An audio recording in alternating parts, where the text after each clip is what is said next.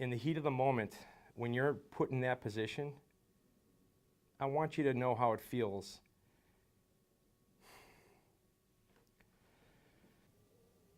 Take your time. I want everybody to understand what it felt like to be the driver of that vehicle and have those 4 people behind me. And all the red flags that came up and why I reacted like I reacted. I picked them up at the Motel 6. I parked in front of the lobby. Now, the passenger has an avenue to call me, and I have an avenue to call them. They don't have my number, I don't have their number, so it's through the app. They called me and said, come around to the side by the room number. There was no room number address on the app when I got the pickup location. It was just the hotel lobby, so that's where I was. He insisted that I come around to the room, even though I told him, come around to the lobby. So I went around to the room anyway. There was one black male on the cell phone out there in a hoodie, dark hoodie. Couldn't tell if it was black or blue. And before I knew it, 3 other ones came running out of the hotel room, and they jumped in my vehicle just like that. So I thought that was a red flag to begin with right there. So I'm trying to make the best of it, and I asked them where they were going, and they said they're going to retrieve a lost cell phone. So, okay, I journey out. We're halfway to the destination, and the right front passenger asks me, how much money do you make? Another red flag right there. So at this point, I'm kind of worried, but I'm still going to the destination. We get another mile towards the destination, and I asked them where they were from, and the right front passenger replied, Racine, Wisconsin. Well, we already know now they're all from Michigan. So I get to within 3 blocks of the destination. They have me pull in the parking lot, and instead of going to the destination that was on the app, they wanted me to go around to the back of this building, which was about probably, I would say, a quarter mile from the actual destination. Maybe not that far, but close. So where they wanted me to drive was dark. There was no outlet.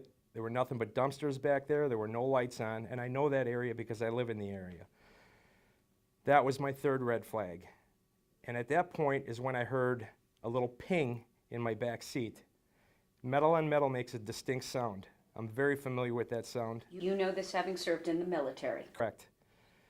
So that's the 4th red flag, and I'm on high alert right now. I'm in survival mode because I'm thinking, okay, this is not good. Well, what did you think that metal on metal was? Well, it sounded like a gun. Did you see a gun? When I heard the ping, I looked in my rearview mirror, and it looked like he was stuffing it back in his coat. So I don't know if it fell out of his waistband, fell out of his coat, or out of his pocket, but it looked like he was stuffing it back in. So at this point, my fight or flight syndrome is kicking in, and I'm trying to think of a way out of this. So instead of going to where they wanted me to go, I pulled out of the parking lot, and at that point they were saying to me, no, turn around, go back over there behind the building. I didn't say a word at that point. I'm just trying to focus on what I'm going to do to get out of this. So I pull out onto Blue Mound, I turn back in the parking lot, and I made the comment of, oh, there's the Brookfield police right there. I said that because I wanted to put them on edge and make them think twice about doing something stupid. So after I said that, they were all trying to get out of my car. They were all grabbing for the handles trying to get out. Well, you can't get out until it's in park. So at that point, I flew across the parking lot towards a security vehicle. They didn't know the difference whether it was a police vehicle or security vehicle because I said, hey, there's the Brookfield police. They're all from Michigan, so they don't know this. So I fly towards that security vehicle. I slam on my brakes. I throw it in park.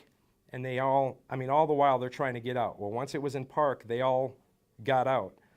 I got out at the same time they did. I turned around. I had my firearm concealed. I turned around. I already had a round chambered. And I fired 4 shots downrange. Now, I could have hit all 4 of them easily. Easily, I could have hit all 4 of them. I didn't shoot to hit anybody. I wanted to scare the shit out of them and keep them running because I didn't want to be shot myself. And that's when I called 911. What would you say to those they were running away? Why did you have to fire off your gun?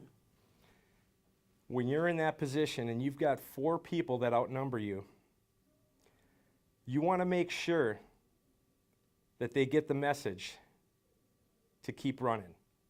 What will you do now? You violated Lyft's stated policy on having a gun, did you not? According to their policy, yes. Lyft and Uber have the same policy. They don't tolerate any type of weapons in the vehicle. I believe their policy states that if you have a gun in your vehicle, it has to be in the case, unloaded, in the trunk. That was your understanding of it. I'm pretty sure that's the policy that I read. Why did you choose then to work for Lyft and keep the sidearm at your side, on your person? Like any Lyft driver or Uber driver, I could use the extra money to pay some bills. You know, we're not doing it because we're rich. We're doing it because we need a little extra money to pay bills. Now, in having conversations with other Lyft drivers and other Uber drivers, most of us carry. I just want to understand and be clear. So anecdotally, based on what you've seen, what you've heard, you believe there are other ride-sharing drivers out there who are carrying weapons because they fear for their safety. I don't just believe it, I know it. It's a fact, I've seen them.